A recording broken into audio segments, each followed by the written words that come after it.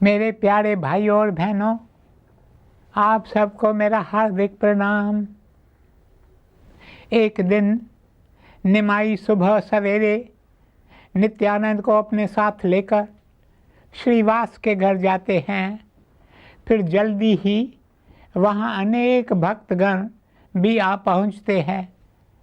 उन सब के साथ मिलकर निमाई संकीर्तन करते हैं। कीर्तन में बहुत उमंग और उत्साह था। चारों ओर धूप की सुगंध फैली हुई थी। उस समय निमाई का एक शिष्य मुकुंद दत्त अपनी सुरीले आवाज में गीत गाता है। संकीर्तन के बाद निमाई कहते हैं, मुझे बहुत भूख लगी है, कृपया खाने को कुछ दो। उनके शिष्य जल्दी जाकर फल तथा मिठाई ले आते हैं। कुछ फल और मिठाई खाने के बाद वे अपने शिष्यों को अपने जीवन के बारे में कुछ बातें बताते हैं। चारों ओर सुंदर वातावरण था। उस समय निमाई को अपने एक प्रिय शिष्य की याद आती है, जिसका नाम था श्रीधर। मेरे प्यारे भाइयों और बहनों, मैंने आपको बताया था कि श्रीधर बाजार में फल, सब्जी और तरकारी बेचता था। समय समय पर निमाई बाजार जाकर उससे केले खरीदते थे। निमाई अपने एक शिष्य से कहते हैं, जाओ ज़रा बाजार जाकर श्रीधर को बुला लाओ। संदेश मिलते ही श्रीधर तुरंत वहाँ आ पहुँचता है। वहाँ आकर श्रीधर नम्रता से कहता है, मैं तो एक साधारण व्यक्ति हूँ, मैं तो आपके द्वार का कुत्ता बनने के योग्य भी नहीं हूँ। इस पर निमाई कहते हैं, तुम्हारे ये शब्द तुम्हारी नम्रता की साक्षी है। अब तुम मुझसे कुछ मांग लो। तब श्रीधर कहता है, मैं आपसे एक वर मांगता हूँ। मुझे ऐसा आशीष दो कि जो शख्स मेरे दुकान पर आकर मुझसे केले खरीदता था, जन्मों जन्मों तक मैं उसका दास बनकर रहूं। आगे निमाई कहते हैं, तो मुझसे और भी कुछ मांगो, धन संपत्ति मांग लो। श्रीधर कहता है, नहीं नहीं, मैं आपसे और कुछ नहीं मांगना चाहता। मेरी तो बस यही प्रार्थना है कि मैं आपका गुणगान करूं और अपना जीवन सफल करूं। गुरुदेव दया करो, मुझको ऐसा वर दो। सेवा, स्मरण, सत्संग मेरी झोली में भर दो।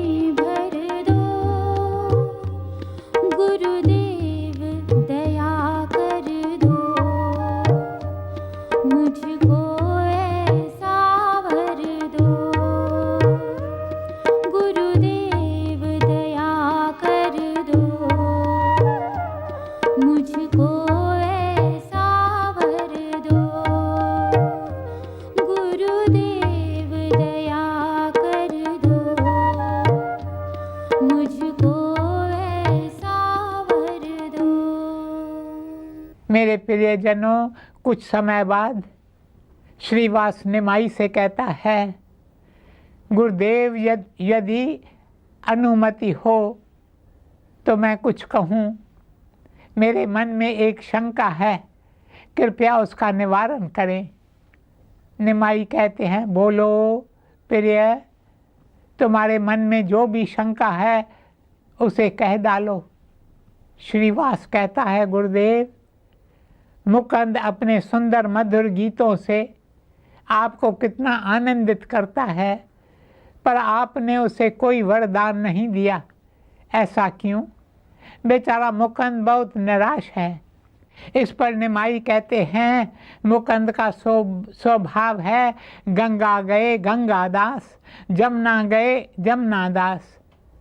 उसकी मति स्थिर नहीं है। यह सुनकर मुकुंद रोने लगता है। मेरे प्रियजनों, संतों का हृदय बड़ा कोमल होता है। मुकुंद को इस तरह रोता देखकर निमाई का दिल पसीज जाता है। वे कहते हैं, मुकुंद तुम रो मत, तुम्हें भी भगवान के दर्शन होंगे, पर कुछ जन्मों के बाद। यह सुनकर मुकुंद कहता है, गुरुदेव, आपके इन शब्दों में मुझे आशा दिखाई दे रही है। मैं आज बहुत खुश हूँ। ये आपकी कृपा है कि कुछ जन्मों के बाद मुझे भी भगवान के दर्शन होंगे। मेरे प्यारे भाइयों और बहनों, अब निमाई में प्यास उठती है कि हरि का मधुर नाम नदिया के घर घर में गूंजे। इसलिए वे हरिदास और नित्यानंद को अपने पास बुलाते हैं। फिर वे उनसे कहते हैं, घर घर जाकर हरि नाम का गान करो और शाम के समय मुझे आकर दिन भर के कार्य की सूचना दो। निमाई की आज्ञा पाकर हरिदास और नित्यानंद हरि नाम का प्रचार करने लगते हैं। नदिया के कई लोग उन पर ठठोली करते हैं, उनकी खूब खिल्ली उड़ाते हैं, पर ये दोनों अपने काम में दृढ़ रहते हैं। वे एक पल भी हरि नाम से दूर नहीं रहते। उन्हें पूरा विश्वास था कि हरि नाम से ही उनका बेड़ा पार होगा। मेरे प्रियजनों, नदिया में दो भाई रहते थे। एक का नाम था जगाई और दूसरे का नाम था मदाई। ये दोनों भाई नदिया की गलियों में शराब पीकर दंगा करते, लोगों को तंग करते थे। एक दिन दोनों नशे में धुत होकर रास्ते पर पड़े थे। उसी रास्ते से नित्यानंद गुजरता है। वह उन्हें हरि नाम की वार्ता सुनाने लगता है। उसकी बातें सुनकर मदाई तो क्रोध से लाल पीला हो जाता है और क्रोध में नित्यानंद को जोर से मारता है, जिसके कारण उसके मुंह से खून बहने लगता है। पर फिर भी नित्यानंद मदाई को अपने गले से लगाता है। उस समय निमाई भी वहां आ पहुंचते हैं। वे ये सब देखते हैं। वे भी मदाई और जगाई को अपने गले से लगा लेते हैं। दोनों भाइयों को निमाई और नित्यानंद के व्यवहार को देखकर बड़ा आश्चर्य होता है। वे सोचते हैं, ये निमाई और नित्यानंद कौन हैं जो शराबियों को हृदय से लगा रहे हैं? निमाई के दिल में कितना प्रेम है और नित्यानंद कितना क्षमाशील है। ये संकीर्तन क्या है? इस संकीर्तन में ऐसा कौन सा जादू है? अब ये दोनों भाई जगाई और मदाई निमाई के शिष्य बन जाते हैं और संकीर्तन में मगन रहने लगते हैं। ऐसा करने से दोनों के जीवन में परिवर्तन आ जाता है। दोनों का जीवन नया बन जाता है। दोनों सच्चे शिष्य, सच्चे सेवक बन जाते हैं। मेरे प्यारे भाइयों और बहनों, उन दिनों बंगाल में एक मुसलमान राजा का राज था।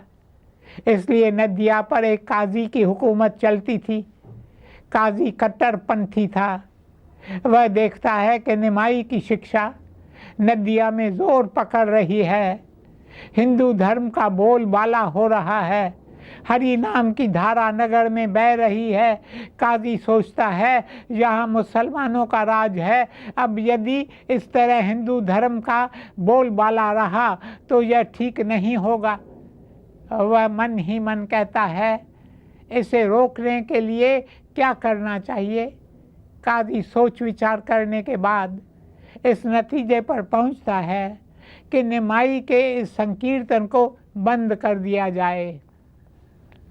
वह कीर्तन बंद करने का हुक्म जारी करता है। वह कई लोगों से उनके ढोल, मृदंग, करताल छीनकर उन्हें तोड़ देता है। वह लोगों में दहशत फैलाने लगता है।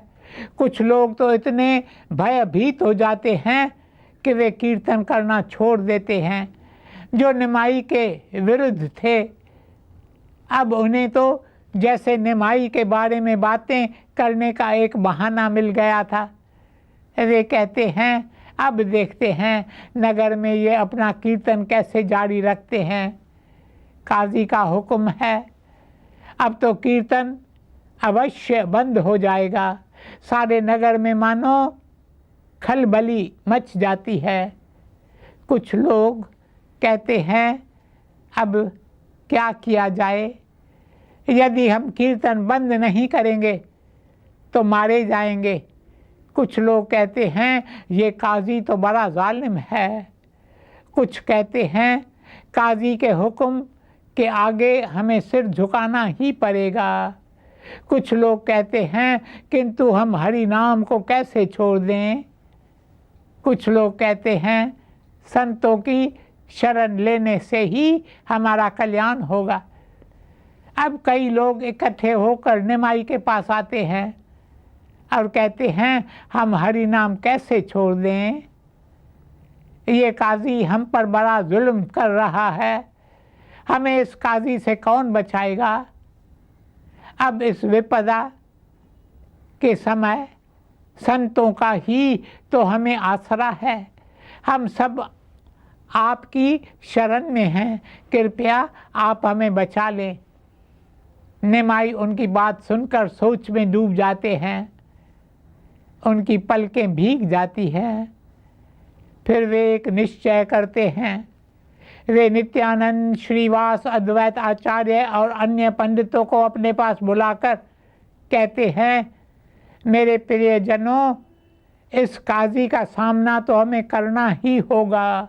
इस जालिम के जुल्म को समाप्त करना ही होगा। नदिया के मुख्य स्थानों पर हरि नाम का कीर्तन तो होना ही चाहिए। हरि नाम को कौन रोक सकता है। अब आप सब लोग मेरा साथ दें। शाम के समय निमाई के घर के सामने लोगों की भीड़ इकट्ठी हो जाती है। निमाई कीर्तन की टोलियां बनाते हैं। एक एक टोली के लिए एक गायक को प्रधान बनाते हैं। फिर वे नित्यानंद के साथ आगे रहते हैं और हरि बोल का कीर्तन करते हुए चल पड़ते हैं। हरि बोल, हरि बोल, हरि हरि हरि बोल।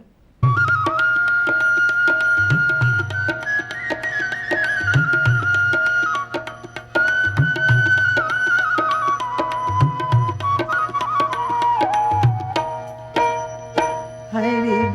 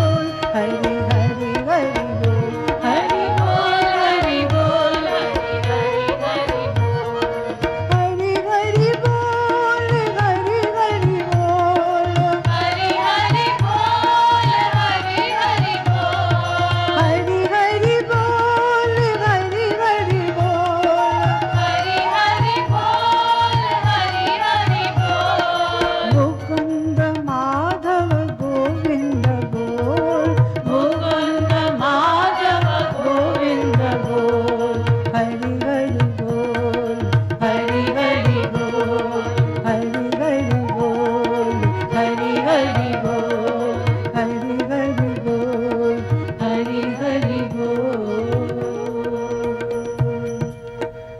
मेरे प्यारे भाई और बहनों, कीर्तन का मधुर स्वर सुनकर लोग अपने घर से निकलकर कीर्तन में शामिल हो जाते हैं। नवद्वीप में अब एक नई धारा बहने लगती है। लोग कहते हैं काजी का हुक्म संत के आगे नहीं टिक पाएगा। हजारों लोगों के आगे निमाई उत्साह से कीर्तन करते चले जा रहे थे। उनकी आंखों से अश्रुओं की धारा बह रही थी। यह देखकर लोगों को आश्चर्य होता है। नारियां अपने घर की छत पर खड़ी होकर निमाई को कीर्तन करते हुए देखती है। शंख और नाद बज उठते हैं। नारियां कीर्तन करने वालों पर फूल बरसाती हैं। अब दिन ढल जाता है, संध्या का समय हो जाता है। लोग घरों में दिए जलाते हैं। निमाई और उनके भक्त कीर्तन करते हुए काजी के घर आ पहुंचते हैं। दूर से ही काजी कीर्तन का स्वर सुनकर कहता है, क्या बात है, ये कीर्तन का स्वर क्यों सुनाई पड़ रहा है? इस पर उसके सेवक कहते हैं, हुजूर, पंडित निमाई अपने साथियों के साथ नगर कीर्तन करते चले आ रहे हैं। यह सुनकर काजी बेचारा तो घबरा जाता है। वह समझ जाता है कि मैंने लोगों को डरा धमका कर कीर्तन रुकवा दिया है, इसलिए आज भारी संख्या में लोग मेरे घर धावा बोलने आ रहे हैं। वह अपने घर जाकर छिप जाता है। संकीर्तन करते करते लोग काजी के घर आ पहुंचते हैं। हरि नाम के कीर्तन से मानो सारा आसमान गूंज रहा था। अब निमाई काजी के घर के दरवाजे पर खड़े होकर पुकारते हैं, काजी साहब, काजी साहब। काजी साहब घर से बाहर निकल कर आता है। तब निमाई कहते हैं, हम आपसे मिलने आपके घर आए हैं और आप हैं जो घर के अंदर बैठ गए हैं। ये कहाँ की रीत है? उसके बाद निमाई और काजी के बीच वार्तालाप होता है। धन्य है काजी, जिसे घर बैठे बैठे ही संतों के दर्शन का सौभाग्य प्राप्त हुआ। अब वार्तालाप समाप्त होने के बाद काजी का दिमाग ठिकाने आ जाता है। अब वह लोगों को कीर्तन करने की अनुमति देता है। यह सुनकर सारे नगरवासी बहुत प्रसन्न होते हैं और आनंद विभोर होकर हरि नाम गाने लगते हैं। इस तरह निमाई प्रेम के हथियार से काजी को अपने वश में कर लेते हैं। वे सोचते हैं, अब तो मुझे संन्यास लेकर सारे देश में हरि नाम की लौ जगानी चाहिए। वे संन्यास लेकर निकल पड़े। वे पुरी गए और अन्य नगरों में भी गए। पुरी में वे पूरे 17 साल रहे। उनके साथ उनके कुछ प्रिय शिष्य भी थे जो उन्हें गीता और भागवत पढ़कर सुनाते थे और खूब भजन भी गाकर सुनाते थे। विशेष रूप से राधा के विरह के गीत। श्री चैतन्य तो सारा समय श्री कृष्ण के प्रेम के नशे में डूबे रहते थे। रह रह के वे पुकार उठते, हे कृष्ण, हे कृष्ण, तुम कहाँ हो? रात के अंधेरे में भी वे श्री कृष्ण के विरह में तड़पते थे। कई बार तो वे नींद में ही अपने कमरे से बाहर चले जाते। फिर उनके भक्त भी उनके पीछे चल पड़ते थे। उनके एक भक्त थे जिनका नाम था स्वरूपा। स्वरूपा अपने गुरु के कमरे के द्वार पर ही बैठा रहता था। आधी रात के समय कई बार श्री चैतन्य जगन्नाथ के मंदिर में चले जाते थे और श्री जगन्नाथ की सुंदर प्रतिमा की ओर निहारते निहारते बेहोश हो जाते थे।